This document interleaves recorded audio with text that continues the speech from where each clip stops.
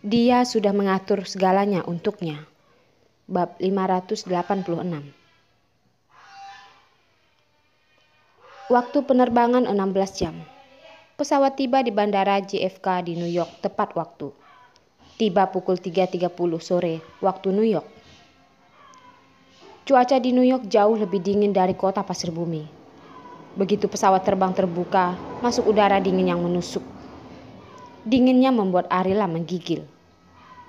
Namun dia tidak mengkhawatirkan diri sendiri.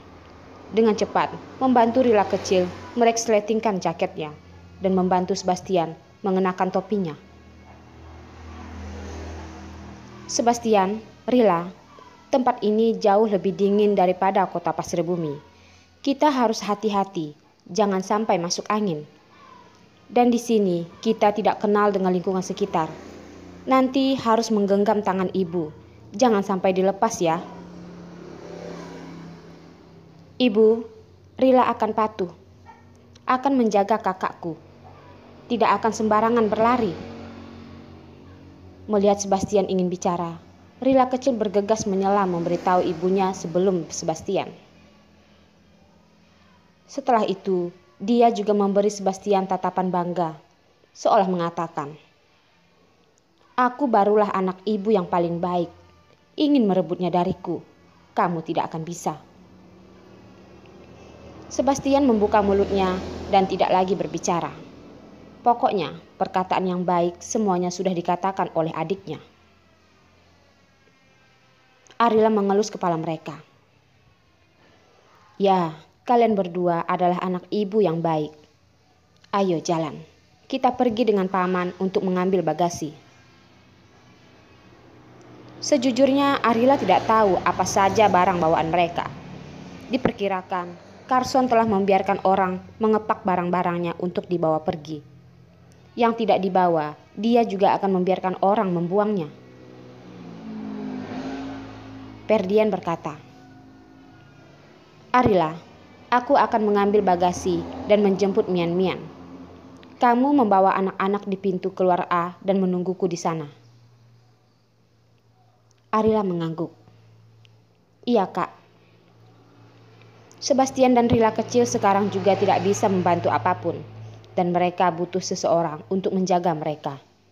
Arila ikut mengambil bagasi pun juga tidak bisa membantu. Lebih baik membiarkan Ferdian pergi sendiri. "Bu, Rila ingin pergi ke kamar mandi." Rila kecil segera memberikan pendapatnya.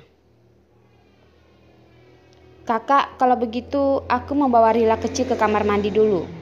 Kamu bantu aku melihat Sebastian." Menyerahkan Sebastian ke Ferdian dan Arila membawa Rila kecil ke kamar mandi terdekat. Bandara New York sangat padat dan banyak orang. Toilet ini dekat dengan area dengan tempat mengambil barang bagasi. Ada juga banyak orang yang mengantri kamar mandi. Arila membawa Rila kecil mengantri di belakang kerumunan. Pada saat ini, muncul 2 orang di belakang dengan ketat mengantri di belakang mereka. Karena orang-orang di belakang terlalu dekat, Arila dengan Rila kecil mengambil 2 langkah kecil ke depan. Dia baru bergerak, orang-orang di belakangnya juga langsung melekat lagi padanya.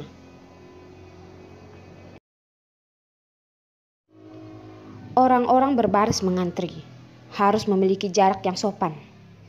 Orang ini terus mendekat, membuat Arila merasa aneh.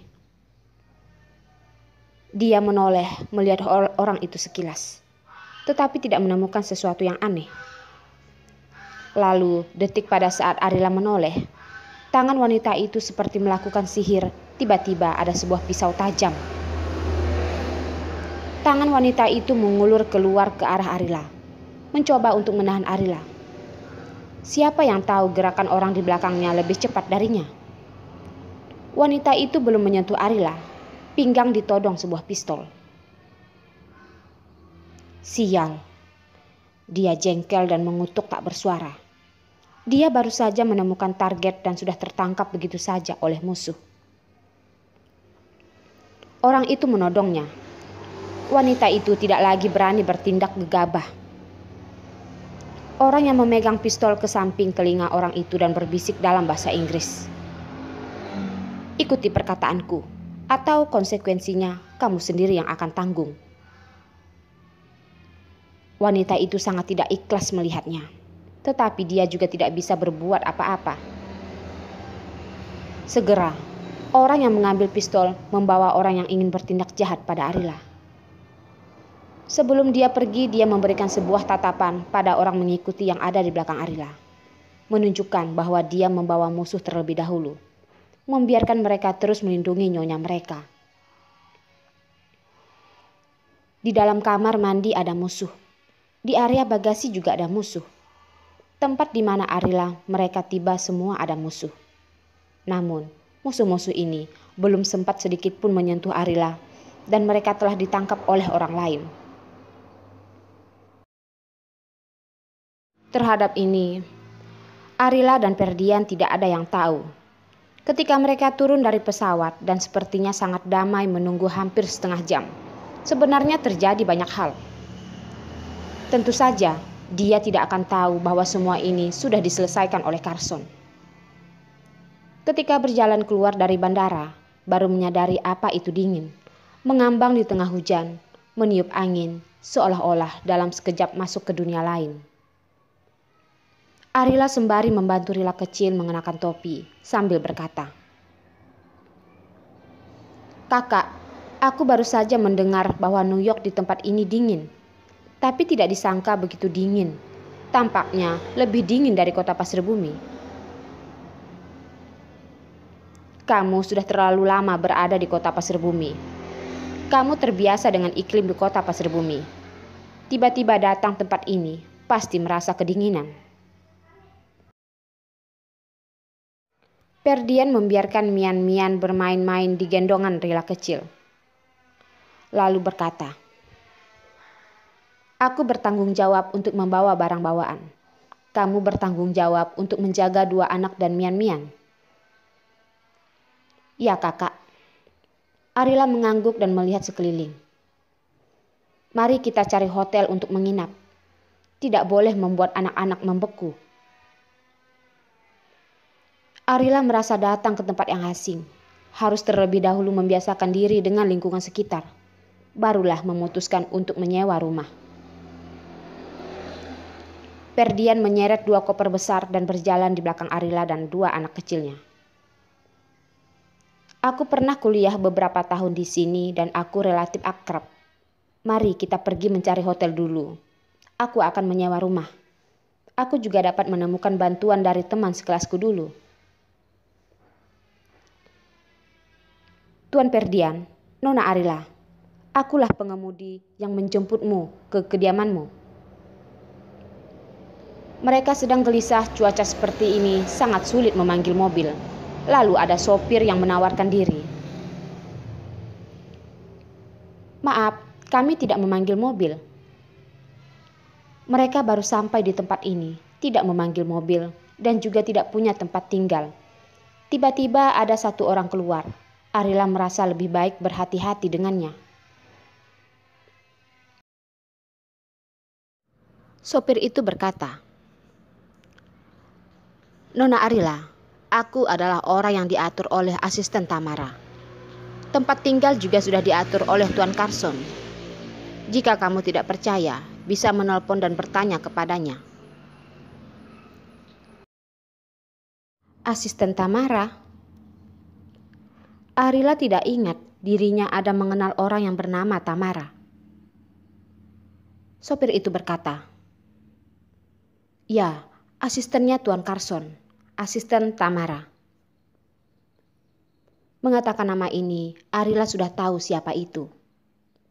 Asisten Carson melakukan hal apapun, selalu begitu rapi. Namun dia tetap masih menggelengkan kepalanya. "Terima kasih atas kebaikanmu. Kami tidak membutuhkannya." Dia masih punya sedikit tabungan dan dengan reputasi desainnya saat ini, gajinya tidak akan terlalu rendah. Dia bisa mengandalkan tangannya sendiri untuk menghidupi anak-anaknya. Tidak perlu bantuan Carson. Kalau sudah bercerai, Lebih baik pisah dengan bersih dan tidak ada kontak sekalipun. Itu tidak baik untuk mereka. Masuklah ke mobil dulu. Memang kenapa kalau diatur oleh Carson? Kamu membawa 3 anak. Dia memberikan sedikit kompensasi, bukannya itu seharusnya? Kata Ferdian menggentong Rila kecil. Tidak masuk ke dalam mobil, semua bocah-bocah wajahnya sudah hampir membeku.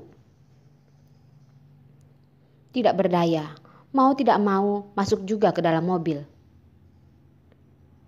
Setelah mobil itu pergi untuk waktu yang lama, Ferdian masih berbicara. Kalian bercerai. Kamu tidak meminta sepeser pun pada Carson. Diperkirakan dia tidak enak. Dia ingin memberikan kompensasi untukmu. Orang kaya semacam dia, barang yang sudah diberikan, mana mungkin mau menyimpannya kembali? Jika kamu tidak menginginkannya, akan menguntungkan orang lain. Dia lain kali mungkin harus memberimu kompensasi lagi. Nantinya kamu dan dia benar-benar tidak ada habisnya.